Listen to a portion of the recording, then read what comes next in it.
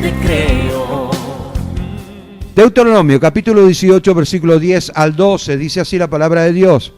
No se ha hallado en ti quien haga pasar a su hijo o a su hija por el fuego, ni quien practique adivinación, ni agoreo, ni sortilegio, acá está una cuestión de suerte, ni hechicero, ni encantador, ni adivino, ni mago, ni quien consulte a los muertos. Versículo 12, porque es abominación para con Jehová cualquiera que hace estas cosas, y por estas abominaciones Jehová tu Dios echa estas naciones delante de ti. Durante toda la historia de la humanidad existieron hombres que deseaban usar cualquier tipo de poder para poder, obviamente, demostrar, lograr sus objetivos e inclusive derrotar a aquellos, ¿no es cierto?, que se levantaban, ya sea ejército, ya sea persona. Y la motivación principal del hombre es la envidia. La envidia por sobre todas las cosas. La envidia no te quiere hacer ver crecer. Si vos estás bien, bueno, que te parte un rayo, una cosa así más o menos, para que puedan entender. ¿Por qué? Porque no quiero que estés bien, quiero que estés mal. Por dentro, la persona envidiosa dice una cosa completamente diferente a la que sus labios, ¿no es cierto?, están hablando. Y obviamente esto es la envidia. La envidia, por sobre todas las cosas, es algo que conlleva la naturaleza humana. La naturaleza humana, por eso que no le debemos dar lugar a la carne no le debemos dar lugar ni al PowerPoint, por favor. No le puedo... Entonces,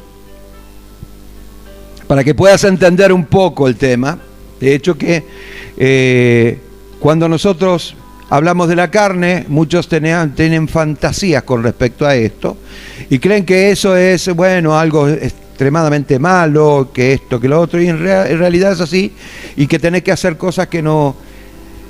No.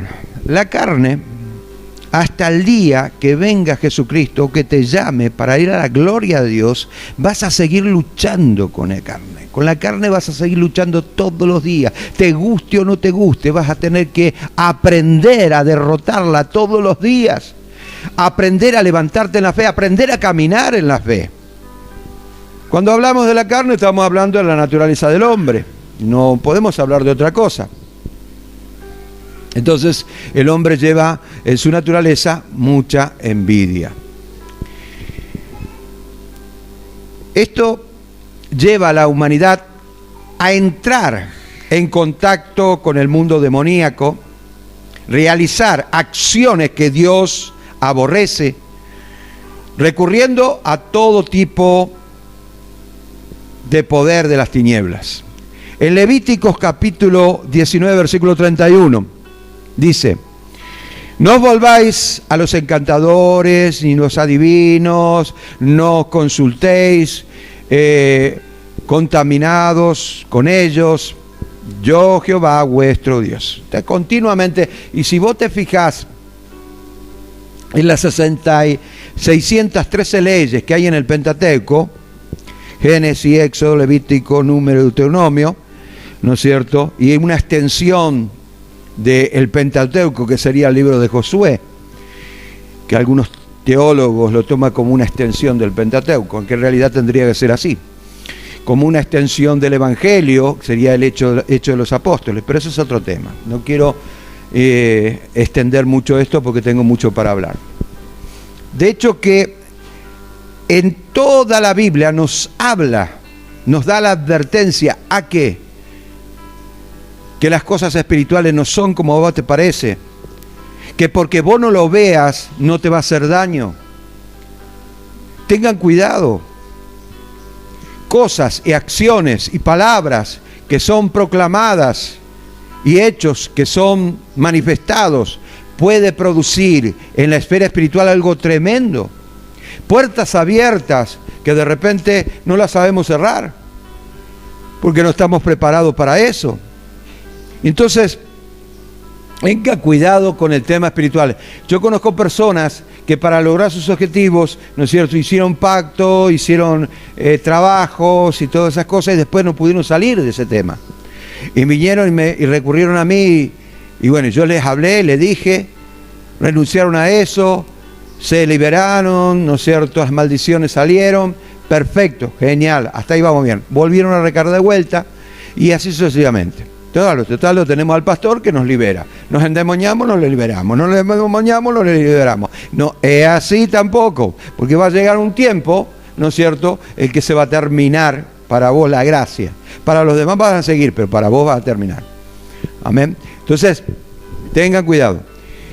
El ocultismo hace referencia a aquellas prácticas misteriosas, por eso se llama misticismo, cuya fuente de poder viene del mismo mundo espiritual satánico. Adivinación, agoreo, sortilegio, hechicería, quien consulta con los muertos, todas esas cosas. Todas estas prácticas requieren de la participación del poder demoníaco.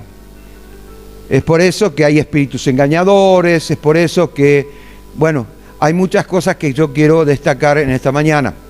Pero el diablo, obviamente, no quiere que sepas la verdad. Él maquinó la manera de la forma en que la persona puede ser engañada, como por ejemplo, algo que no te va a hacer mal, supuestamente. La magia blanca, pero si la magia blanca es para sanar. La magia blanca, no, y cualquier lugar donde me oran y me dan el remedio, algo, un menjunje preparado, ya es magia blanca. Magia blanca, santería, astrología, no estoy hablando de astronomía, que son totalmente son dos polos opuestos. La astrología tiene que ver con el mundo espiritual, la astronomía es el estudio de los astros en el cielo. Ahora, hipnosis, sanidad por los gregorianos. Los sacerdotes, ¿no es cierto?, que empiezan, no sé, yo no quiero cantar porque cantan en latín. Cantan en latín, algo así, ¿no es cierto? Pero resulta ser de que, según ellos, producen sanidad. Y no es así, ¿no es cierto? Lo que la palabra de Dios nos enseña es completamente algo diferente. Sí, Dios habita en medio de la alabanza de su pueblo, ¿no es cierto? Y Él puede producir milagros. Pero para que el milagro se produzca, nosotros tenemos que buscar la voluntad de Dios. ¿No es cierto? No es tan fácil como se presenta muchas veces. Sanidad por los gregorianos. Trabajos para la buena suerte, como talismanes, cosas así, ¿no es cierto?, que tiene que ver con la unción satánica. Unción satánica, escuche, unción satánica. Hay unción del Espíritu Santo, pero también hay unción satánica, ¿no es cierto? Por eso que se consagran ciertos tipos de amuletos, ciertos tipos de figuras, que hace que esa persona absorba, porque la persona como receptor absorbe las ondas, o absorbe como una esponja, ¿no es cierto?, esas ondas malas, y obviamente ahí produce el daño. Hay espíritus que están encastrados en cierto tipo de amuletos y están ahí, y su trabajo es perturbar. Atiendan bien. Dice la palabra de Dios, segunda de Tesalonicenses, capítulo 2, versículos 11 y 12. Por esto Dios envió un poder engañoso para que crean en la mentira, a fin de que sean condenados todos los que creyeron en la verdad, no creyeron en la verdad, sino que se complacieron en la injusticia. Acá no solamente está hablando de la obra del anticristo, que se va a manifestar, obviamente, pero también está hablando, ¿no es cierto?, de que hay ciertas personas que creen estar trabajando para el Señor cuando en realidad no lo están haciendo, porque no lo están haciendo conforme a la voluntad de Dios. Esto es por falta de temor. Entonces, hay ventanas abiertas, hay puertas abiertas, y dice, no, yo nací para transmitir esta bendición, porque Dios me va a usar y qué sé yo, pero ellos pasan por encima de todos los requisitos de parte de Dios. Entonces, no es usado por Dios. Entonces, Dios le envió a estas personas que no quieren consagrarse, que no quieren ayunar, que no quieren buscar la presencia de Dios, que no quieren leer la Biblia, la palabra de Dios, un poder engañoso para que los demás crean en la mentira. ¿Los demás quiénes son? Los demás son aquellos que también no tienen ganas de ayunar, no tienen ganas de buscar la presencia de Dios, quieren las cosas fáciles, quieren solución. Entonces, obviamente, para aquellos, es para aquellos que no se complacieron en la justicia, sino que se complacieron en la mentira. Y quieren las cosas fáciles, la solución ya. Voy a nombrar algunas prácticas del ocultismo, por favor. Bien.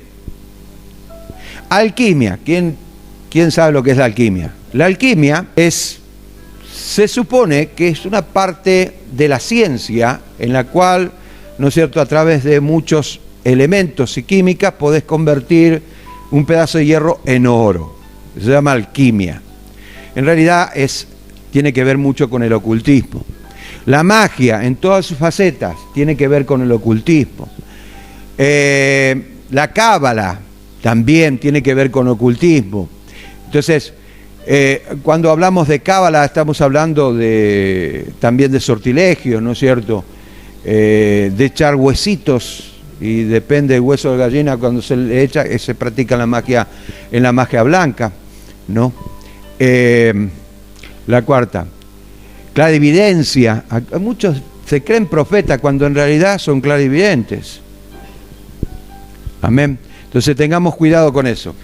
Viajes astrales. Algunos dicen, no, yo me fui a la presencia de Dios, subí al tercer cielo.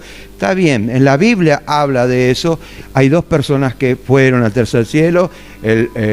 Pablo fue uno, Juan, cuando subió, ¿no es cierto?, a la presencia de Dios, ¿no es cierto?, se abrió las ventanas de los cielos y él subió y vio la majestad del Señor. También podemos decir, no digo que esto es antibíblico, no es antibíblico, es bíblico. Y que podés llegar a experimentar eso, sí. Pero hay una cosa, vuelvo a repetir, la persona que no está preparada para semejante cosa, entonces ahí entra dentro de la categoría de los viajes astrales. ¿No es cierto? Tiene más que ver con la nueva era que con la Biblia, que con la palabra de Dios. La meditación trascendental, la necromancia. ¿Qué es la necromancia? La necromancia, necromancia. La necromancia es ver el futuro a través de la consulta por los muertos. Por los muertos. Entonces, es una práctica que tiene que ver con los celtas, que después voy a estar hablando sobre ese tema. ¿No es cierto? Entonces, también hay que tener cuidado. El yoga, sí, pero el yoga es bueno, te relaja el cuerpo, pero también abre ventanas y puertas y el enemigo te va a avasallar tu vida, va a meterse y va a hacer cualquier cosa. La percepción extrasensorial. Yo siento. Decime cómo te llamas. Yo siento que vos tenés que... Escúchame, esas son las percepciones extrasensoriales, que no tienen nada que ver con la palabra de Dios, pero que podemos sentir. Obviamente, si tenemos agudizado el sentido espiritual, podemos sentir cosas así, podemos sentir, pero vuelvo a repetir, si hay preparación, obviamente se puede lograr, pero si no hay, es obvio que hay algo más turbio todavía. La parapsicología, que es una ciencia que estudia lo paranormal, la lectura de la mano y consulta a los medios. Estos son parte de lo que es el ocultismo, ¿no es cierto? En Nahum capítulo 3 versículo 4 dice: a causa de la multitud de las fornicaciones de la ramera de hermosa gracia, maestra en hechizos, que seduce a las naciones con sus fornicaciones y los pueblos con sus hechizos. No quiero concentrarme en este pasaje bíblico que habla de profecías bíblicas, ¿no es cierto? Ya tendríamos que entrar dentro de lo que es el campo de la escatología, pero me refiero a un punto nada más. Si nosotros notamos, tanto la hechicería como la brujería está al mismo nivel que la inmoralidad sexual. La idolatría, la hechicería y la brujería, ¿no es cierto?, está asociada con la inmoralidad sexual. ¿Ok? Entonces, eso te lleva a ver, hay demonios que se llaman sucobo, que estos demonios son, ¿no es cierto?, figuras de mujeres muy atractivas, pero que detrás de eso tiene un trasfondo muy satánico, que lo que va a hacer es cautivar tu mente y tu corazón para que te alejes de la presencia de Dios. Entonces, presta atención porque estamos hablando de ocultismo y tiene mucho que ver con el mundo espiritual. Los cultos de Canaán se caracterizaban por las prácticas desordenadas, las danzas sexuales. Una cosa es danzar para el Señor, otra cosa es hacer danzas que tienen la forma, la manera de lo sexual. Obviamente esto no se debe practicar. Y también una suerte de show en forma de pornografía. Eso es lo que se practicaban en Canaán y en todas las regiones, en esos 32 naciones que tuvo que conquistar Josué. Todas estaban metidas en el ocultismo, todas estaban relacionadas con los demonios. Entonces, es obvio que ellos no fueron a conquistar esa nación porque se le antojó, sino porque era el propósito de Dios.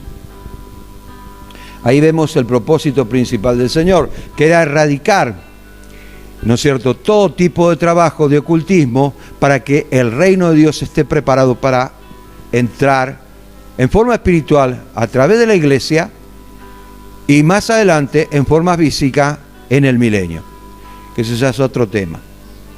Los sacerdotes de Baal se cortaban la piel invocando a estos dioses y pasaban a sus hijos y a sus hijas por fuego.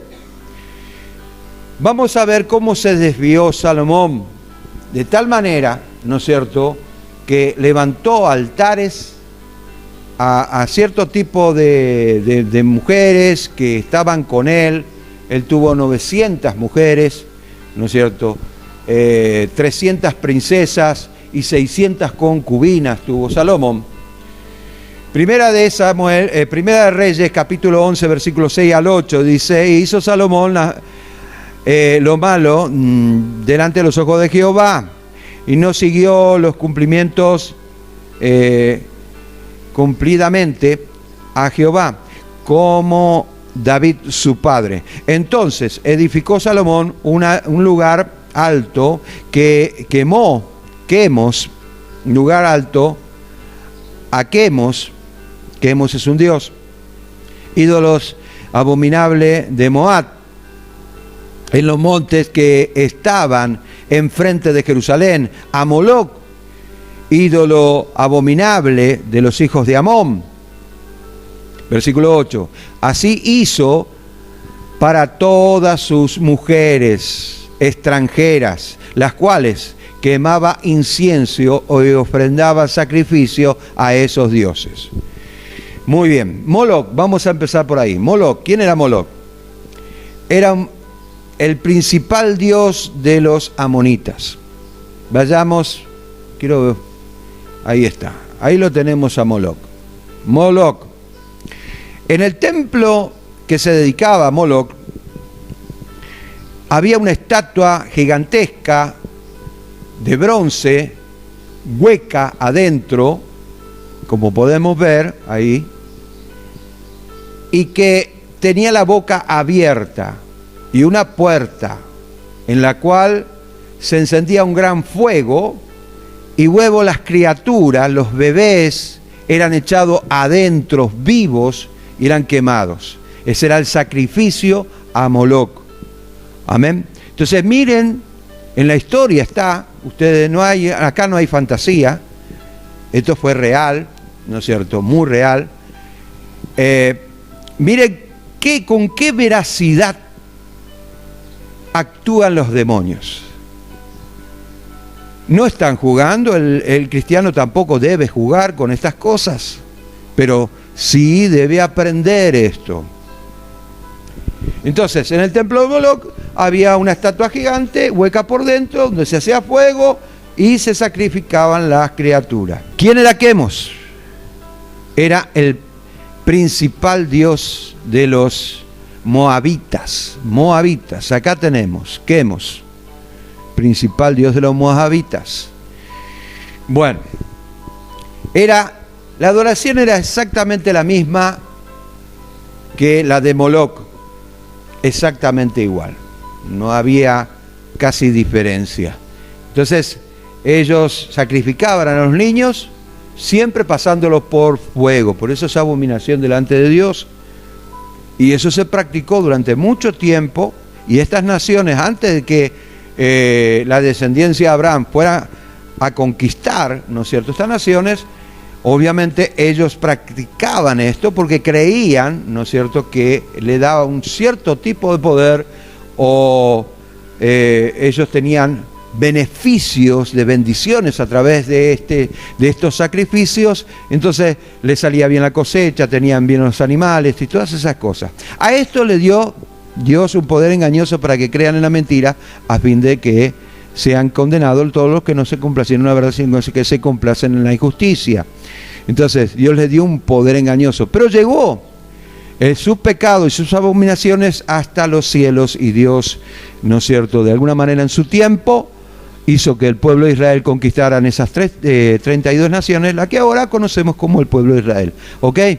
Entonces, las potestades demoníacas se alimentan a través de estos sacrificios, a través del temor, a través de que cuando vos haces algo con una estatua, con lo que sea, ellos se fortalecen. Hay demonios que se fortalecen a través del temor. Por eso es que recomendamos, los pastores, aunque yo los veo, no voy a negar, las películas de terror me encantan, pero por ser fantasía, después me quedo dormido porque ni ahí estoy.